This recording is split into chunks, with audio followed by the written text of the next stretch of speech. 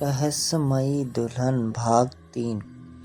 पिछले भाग में अब तक आपने पढ़ा, बिना सीढ़ियों के हवेली के ऊपरी मंजिल पर पहुंच जाना चंद्रिका को अजीब लग रहा था।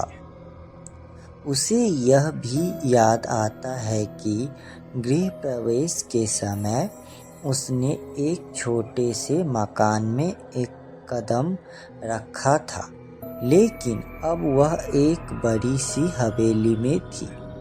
वह अपनी सोच में डूबी हुई थी कि उसे उस रहस्यमयी दुल्हन के बारे में याद आता है जिसका पीछा वह कर रही थी, लेकिन वह दुल्हन वहां से गायब हो जाती है।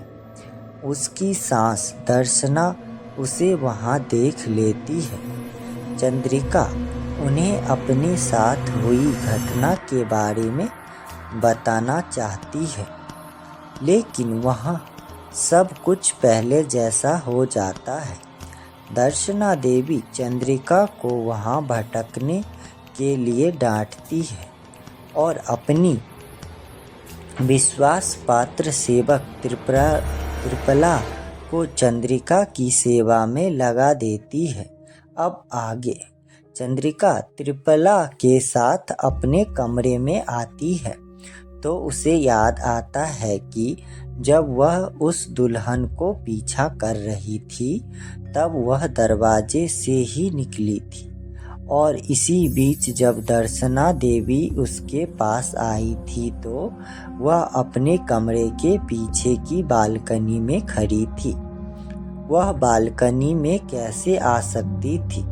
बिना कमरे में गए बालकनी में पहुंचना नामुमकिन है, और वह तो कमरे से निकलकर उस दुल्हन का पीछा कर रही थी और कभी कमरे में वापस नहीं आई, तो फिर वह बालकनी में कैसे आई? उसे कुछ समझ नहीं आ रहा था।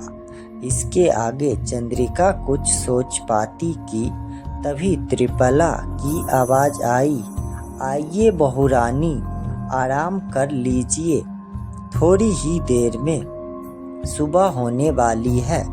इतना कहकर त्रिपला अपनी लाठी का सहारा लेकर आगे बढ़ती है। चंद्रिका भी अपने कपड़े ठीक कर पलंग पर लेट जाती है और त्रिपला भी उसी के साथ लेट जाती है। चंद्रिका की आंखें से नींद कोसों दूर थी।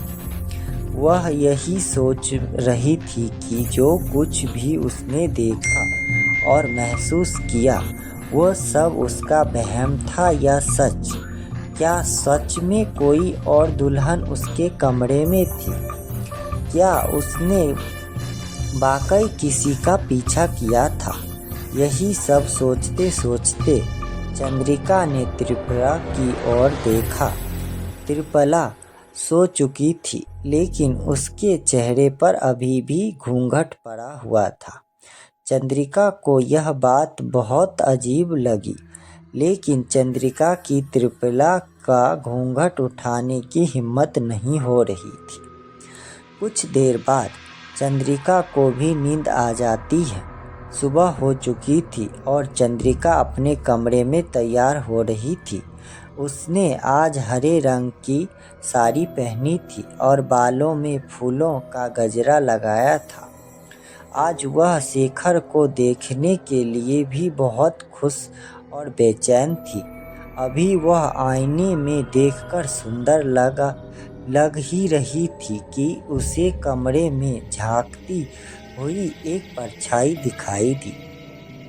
उसने पीछे मुड़कर देखा तो वहां दरवाजे पर कोई नहीं था।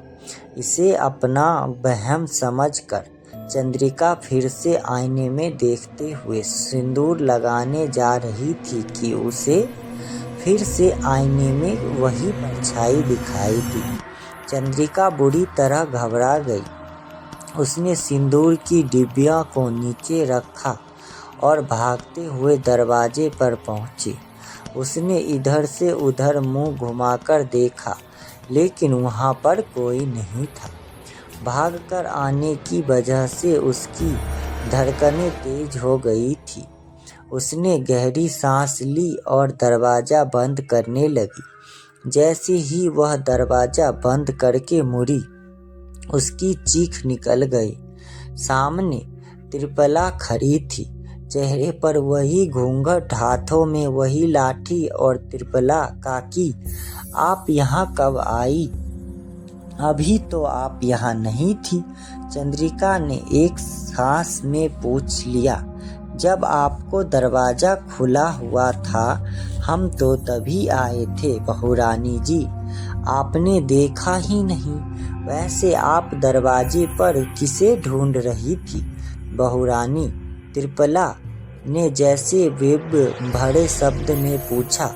चंद्रिका सकपका गई। उसे समझ नहीं आया कि वह क्या जवाब दे। उसने संभालते हुए कहा, मैं दरवाज़ा बंद करने गई थी काकी, वो ऐसे तैयार होना अच्छा नहीं लगता है ना। इस घर के दरवाजे कभी बंद नहीं होते बहुरानी, यह इस घर का बहुत पुराना नियम है। त्रिपला उसके पास आते हुए कह रही थी, तो क्या पति पत्नी का निजी कक्ष भी खुला रहता है काकी?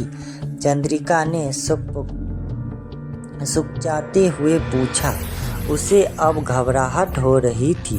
पति पत्नी का कक्ष केवल रात में ही बंद हो सकता है, वह भी तब जब पति मौजूद हो, त्रिपला ने स्पष्ट करते हुए कहा। चंद्रिका को यह नियम वैश्वर का मालूम हुआ, लेकिन उसने बहस न करना ही ठीक समझा। त्रिपला ने आगे कहा, चलिए बहुरानी, मालकिन रसोई घर में आपका इंतजार कर रही है। चंद्रिका ने आगे बढ़कर सिंदूर का डब्बियाँ उठाई। वह डब्बियाँ खोलकर अपनी मांग में सिंदूर लगाने जा ही रही थी कि तभी त्रिपला ने उसे रोक दिया। रुक जाओ बहुरानी, आप यह सिंदूर नहीं लगा सकती। अब चंद्रिका हैरान रह गई। उसने पूछा, क्यों? यहाँ तो पति की लंबी उम्र के लिए लगाया जाता है। हमारे घर की बहुएं इन सब अवंडरों पर वक्त बर्बाद नहीं किया करती बहुरानी। चलिए बहुरानी, बातों में काफ़ी समय बर्बाद हो गया। इस बार त्रिपला ने रूखे स्वर में कहा। चंद्रिका को यह बात बहुत बुरी लगी, लेकिन वह कुछ नहीं बोली और त्रिपला के साथ चल दी। चंद्रिका जैसे ही अपने कमरे से बाहर निकली, एक नई पहेली उसका इंतजार कर रही थी। बाहर निकलते ही उसकी नज़र अपने कमरे की दीवार पर जा टिकी।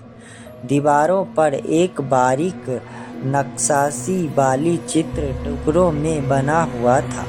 उसने चित्र को ध्यान से देखा तो उसका सिर घूम गया।